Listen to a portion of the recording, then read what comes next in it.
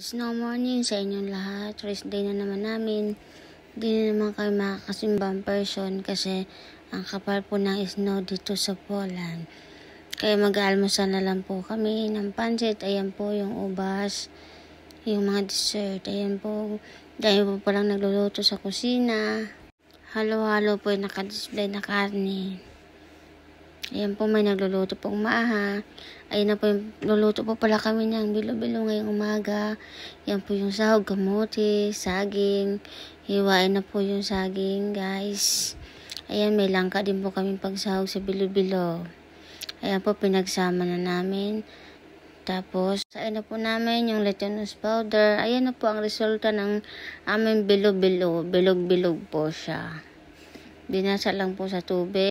Kunting tubig lang po para malagkit. Ito po pala ang aming bilo-bilo, naluto na po. Pinaghalo lang po yung kamote, saging, langka, at saka yung bilo-bilo. Ito na po guys, ready to eat na po. Kain po tayo.